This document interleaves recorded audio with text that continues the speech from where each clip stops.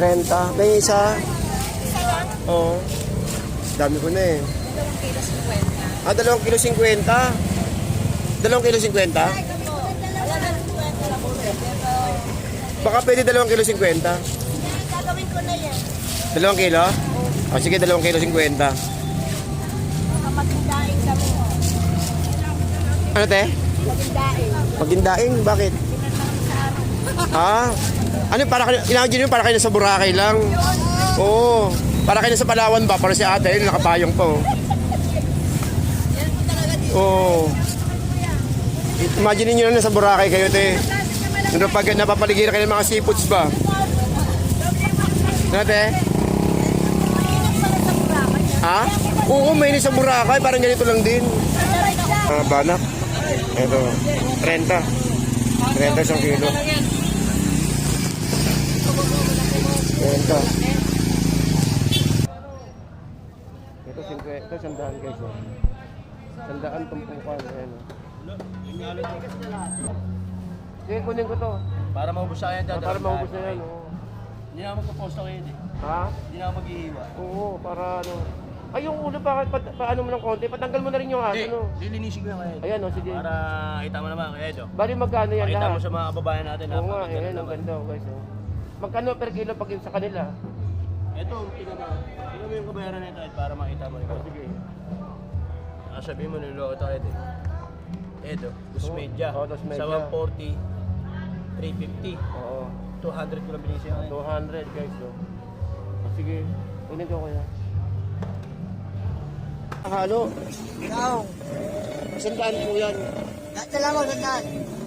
100. Kabisala. Dahil lang, dahil lang. Ano pa luto maganda dyan? Maxim. Paksiw? Oo. Pangat. 100. Oo, lahat. Ano to, lakaak, no? Ah, halo. Pwede pa daingin yan? Hindi pwede daingin to, no? Ha? Pwede pa daingin yung mga ganito? Hindi, no? Maliit na, no? Masyado, no? Pwede rin yun. Okay. Maganda tayo yun. Hindi lang Hanap talaga. ang kasula. Oo. Oo. Hindi lang ko yan, hindi lang. Plastic pero may Hindi plastic. lang po, hindi lang. Sige, akin na nga yun, tay. Sister. Ako yan, 100. 100 yan, no? May 1 kilo pa yan, tay. Ay, pwede ito. Sige, sige, sige. Kunin ko na. Boss, meron lang 70 lang to. 70 lang to. Sige, kunin ko ito na. Makapukusan lang sa akin, ano? May bagang baul. Okay, hasta. Sige, ano, pakilapag. Yan. Oy, nalaglag yung ano, yung 100. Oy, puno na agad, oh. Dami na eh. Dami. 70 ako yun, 70 lang to. Dami.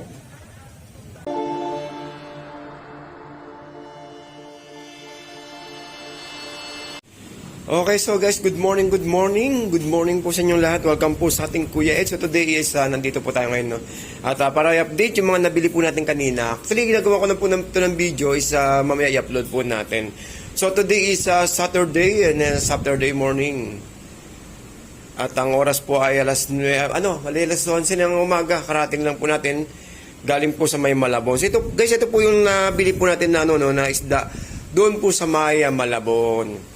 Ito po yung ito po na tayo. Dito man tayo sa sa Alumahan ba to? Alumahan.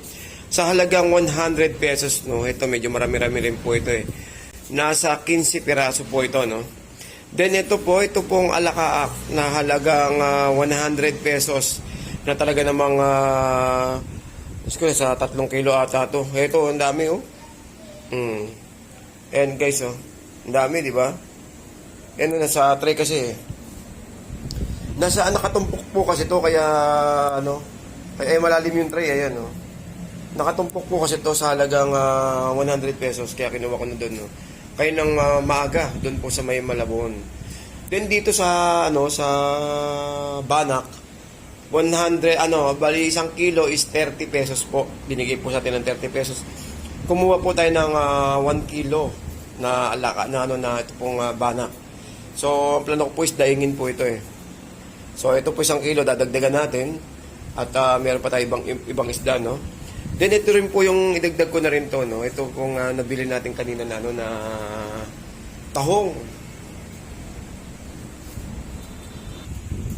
Kaya lang guys, yung tahong natin is naluto ko na po, no? So, yung tahong natin ay ang 1 kilo niya bali 50.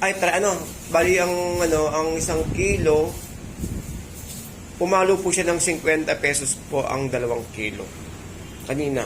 So, meron tayong video diyan, no, na pwede niyo pong sundan yung ating video. So, 30 pesos ang 1 kilo. And ito po, kaya lang naging ulam na. Ayun, niluto ko na lahat. Isang malaking, kaserola. So, ito po yung, yung tahong na nabili kanina. Sa halagang 30 pesos ang 1 kilo. Pero pag ang kinuha daw is 2 kilo, is bibigay lang ng 50 pesos. Guys, nakita niyo naman kung gaano kamura, no? Yung tahong na nabili natin kanina. So, ito. Isang ulaman na to. Ang daming ulam na to. Yan. Siguro kung bakit kayo nagtataka guys, siguro may iba nagtataka dyan bakit ang dami natin niluluto. So ito po is may pagbibigyan po tayo kasi nito. Ito pong niluluto po natin. At saka po itong mga isda po na ito nagagawin natin sa mga, sa sunod na araw. So yan, no. May mga tropa tayo dyan na naglilinis. Mga pogi. So din, lulutuin natin. At ito naman po yung iyaan natin sa mga, mga kababayan natin sa mga nasa kalsadahan. So, yan po. Yan. So, dadagdagan pa natin to, itong mga isda na to, habang mura.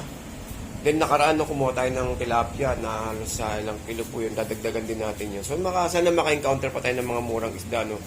Parang sa ganun isa, ma-share naman natin sa mga ibang, hindi man siya ganun special na ibibigay natin sa kanila dahil alam naman natin yung iba yan, yung mga nagbibigay, diba, mga Jollibee.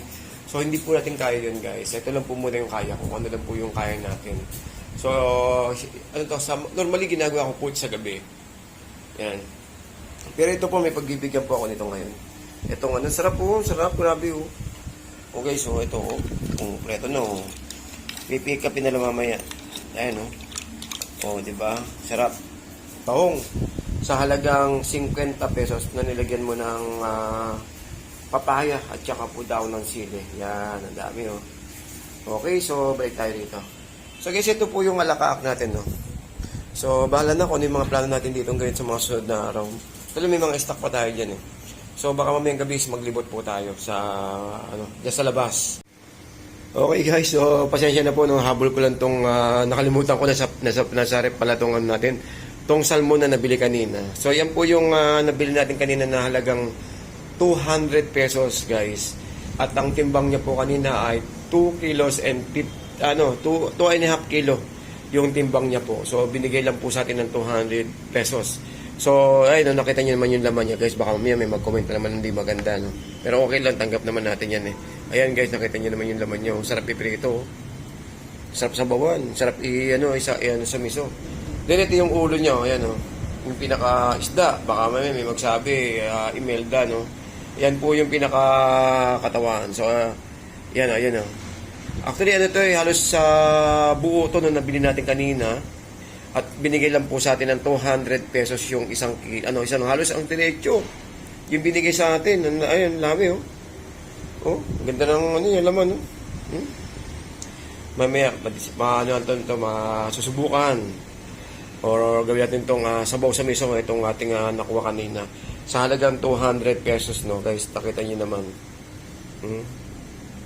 Okay, so siguro final na hanggang dito lang tayo. Maraming salamat po. And pasensya na po sa pahabol ko. And good morning, good afternoon, good evening po sa inyo lahat guys.